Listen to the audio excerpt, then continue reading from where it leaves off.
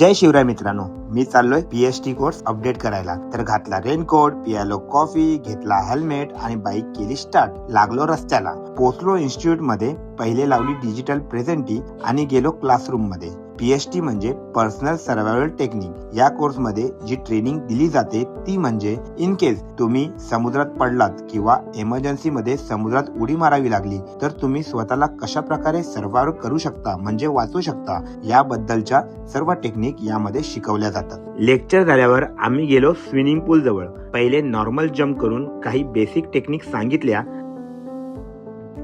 हा आहे life raft. Ship मध्ये हा अशा एका कॅप्सूल मध्ये असतो.